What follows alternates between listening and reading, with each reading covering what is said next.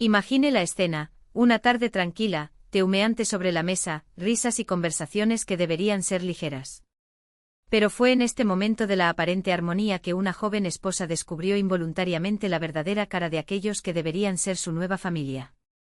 Las palabras dijeron en voz baja entre suspiros de desdén, revelaron una verdad dolorosa. Para la madre, era solo un mero objeto de estatus, un trofeo financiero, a los ojos de la sociedad. Y fue en este momento que la mujer que todos pensaban dóciles y sumisos demostraron que, cuando era necesario, podría ser tan implacable como la astuta. Buenas noches, queridos oyentes. Aquí está André Branco y es con gran satisfacción que comparto con ustedes otra historia real que se meterá con sus emociones y te hará repensar los límites del respeto y la dignidad. ¿Preparado? Entonces se establecen, porque esta narración es una que marca. Zenaide Timofeeva a los 34 años, fue el retrato del éxito profesional, 12 años subiendo puestos en un gigante de la construcción, dejando a un simple empleado para convertirse en director financiero con un salario que bordeaba los 300.000 reales por mes. El dinero no era problema, el desafío era encontrar a alguien que la viera más allá de los números en la cuenta bancaria. Los hombres huyeron intimidados por su independencia, o se acercaron con motivos ocultos, atraídos por la brillantez de lo que podría ofrecer. Hasta que en un gimnasio cruzó con Máximo Kuteynikov. Tenía 29 años, era un maestro de natación, vivía con su madre en un modesto apartamento en las afueras y soñaba con abrir su propia escuela. Ganar 40.000 al mes no le impidió sonreír sinceramente o hablar sobre sus planes con un brillo en los ojos que conquistaron a Zenaide al instante. ¿Lo mejor de todo? No tenía idea de quién era profesional o financieramente. Para él, ella era solo una mujer interesante que asistió al mismo gimnasio. Este ingenio o tal vez esta pureza de las intenciones, eso es lo que la hizo enamorarse. Elmira Kuteynikova, la madre del Máximo, era el tipo que era propiedad de la verdad de los demás. A la edad de 50 años, con el cabello teñido de una pelirroja artificial y el hábito de poner su bedel donde no la llamaron, desconfiaba de Zenaide de la primera mirada. Ropa de diseñador, automóvil importado, postura firme, a Elmira, que no era elegancia, era afrenta. ¿Quién cree esta chica? Debe haberse preguntado, mientras la envidia se corrió en el interior. La boda fue simple como quería Máximo. Zenaide podría haber jugado una fiesta de envidiar a cualquier celebridad, pero aceptó la modestia del novio sin parpadear. Después de luna de miel, la pareja alquiló un apartamento en el centro de la ciudad, pero Elmira no pasó mucho tiempo para invadir ese espacio. Era sopa en la puerta, era ropa de lavandería, era la preocupación de una madre que no dejaba que su hijo respirara. La primera fricción comenzó cuando era dinero. Como contador simple en la vista distorsionada de la madre, ¿podría comprar muebles nuevos o viajar cuando lo entendiera bien? ¿Estás seguro de que tu esposa gana este dinero honestamente, hijo? Preguntó Elmira con un tono que mixta duda y acusación. El Máximo defendió a Zenaide, pero sus palabras sonaban débiles, como si dudara de lo que dijo. Después de todo, ¿cómo contradecir a la mujer que lo creó? La gota de agua se produjo cuando Elmira descubrió la posición real de Zenaide en la compañía. Una mujer de limpieza, una colega de edificios, liberó involuntariamente a su hija, no era un empleado, sino el director financiero, con un salario estratosférico. La noticia era como un golpe en el estómago para la madre.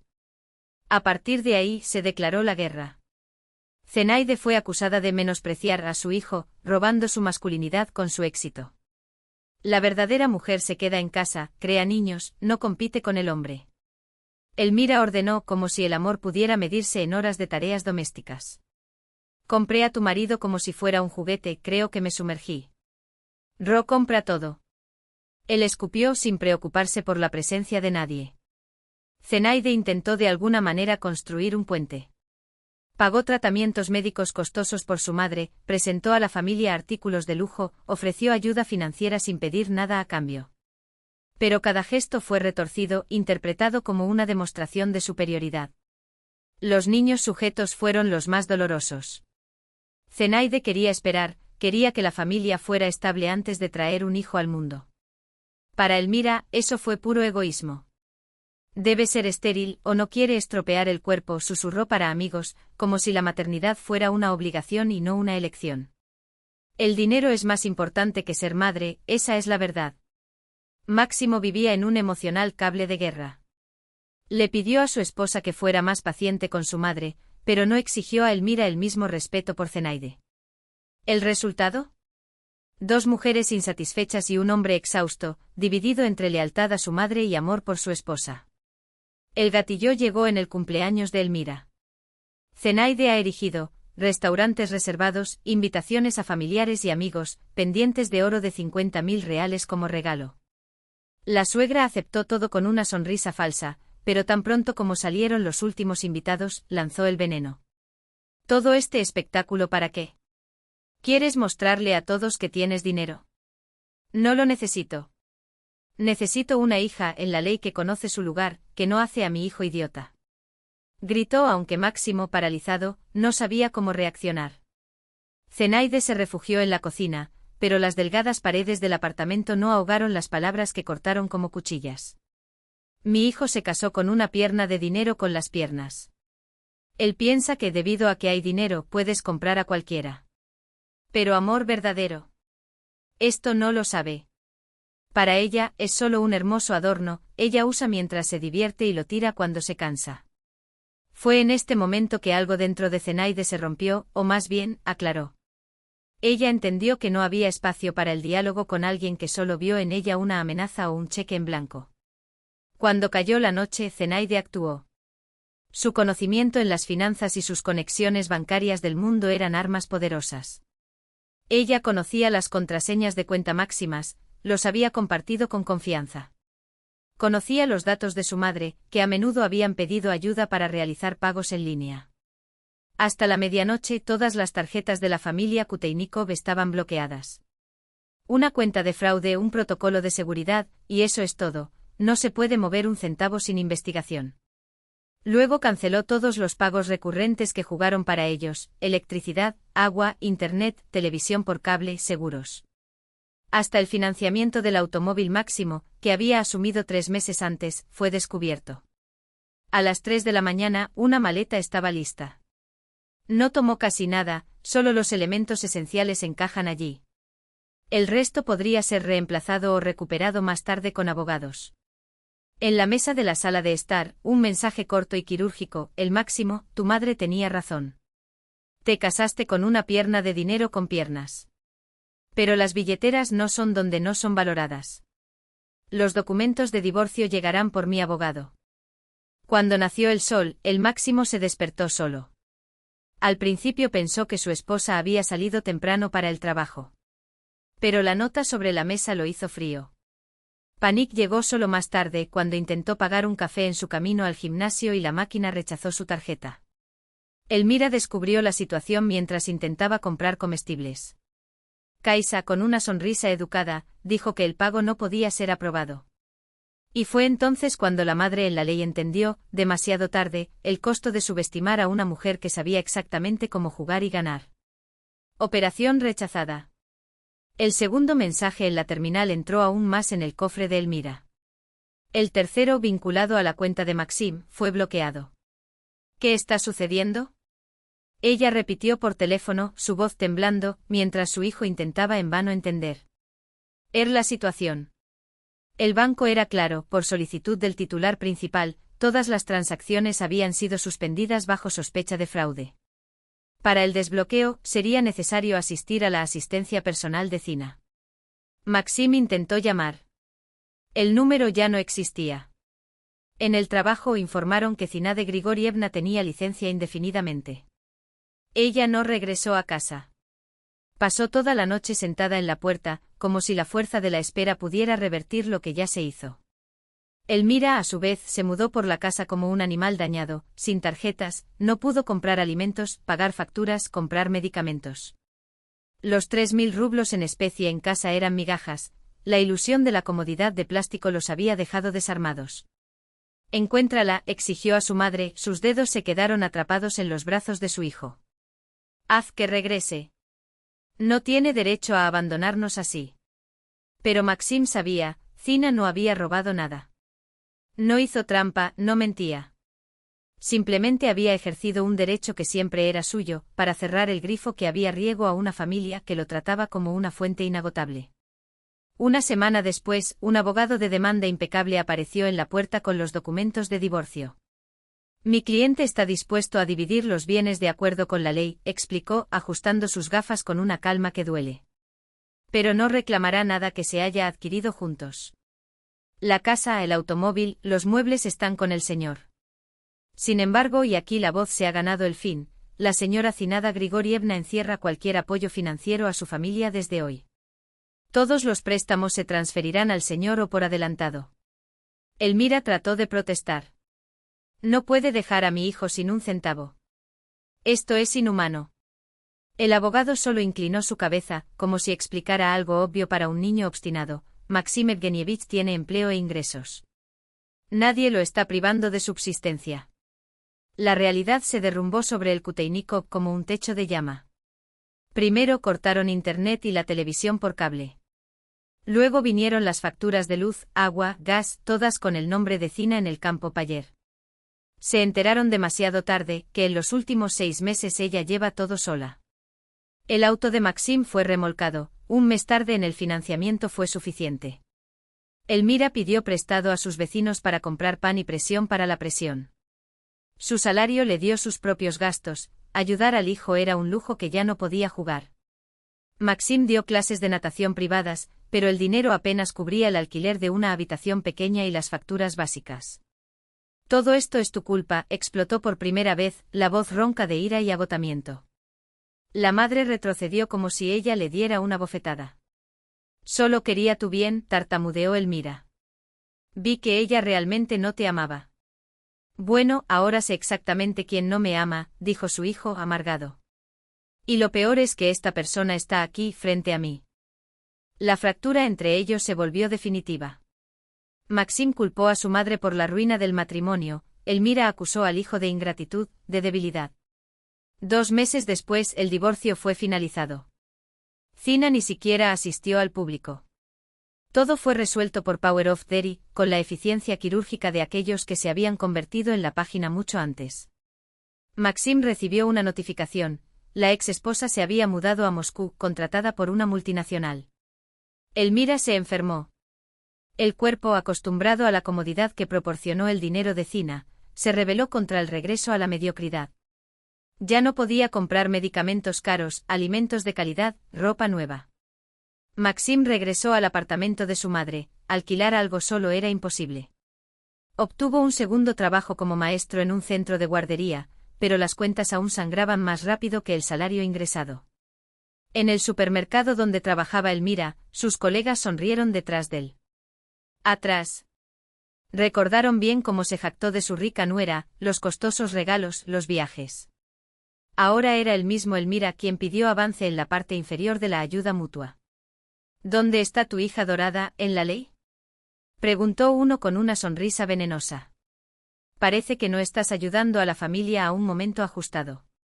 Es tu culpa, resumió al gerente sin piedad. Expulsó a una buena niña de familia. Ahora tiene las consecuencias.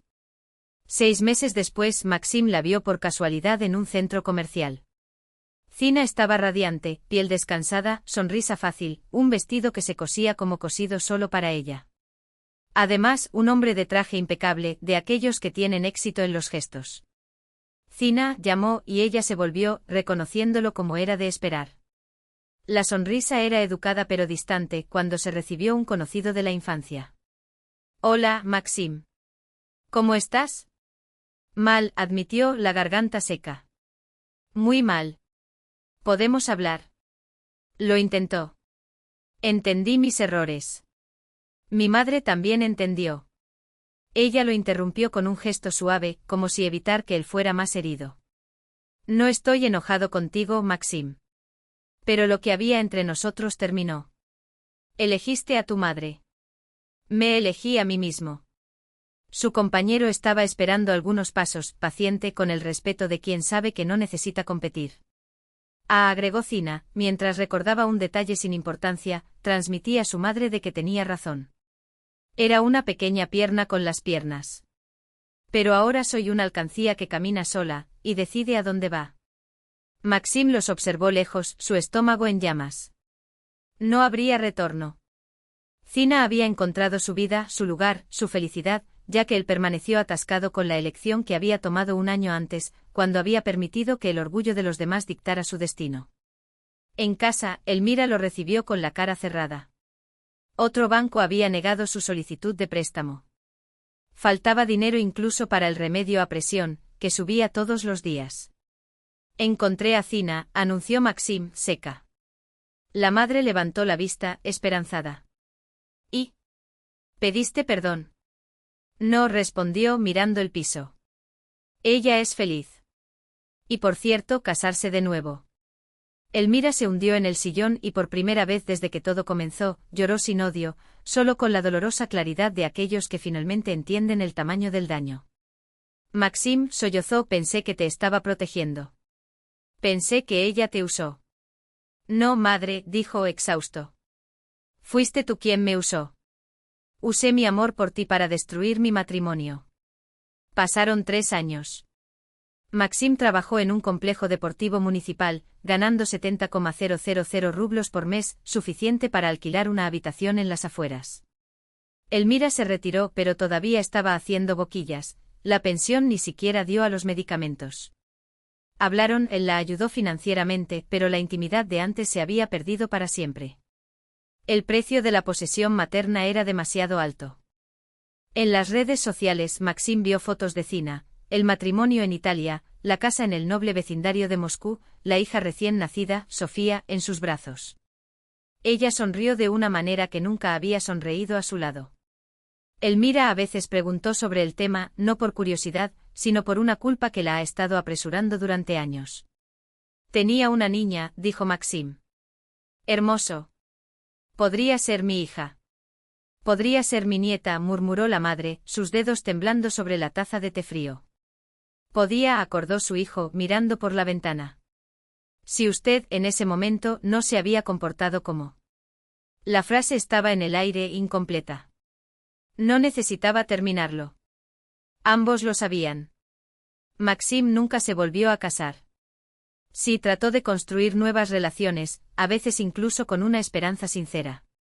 Pero la historia con Zina lo había marcado como un hierro en ver, le enseñó a desconfiar no solo a los demás, sino de sí mismo. Cada gesto de afecto, cada palabra de afecto, analizó con el escepticismo de aquellos que han tropezado en la misma piedra 2 veces. ¿Qué pasa si me equivoco de nuevo?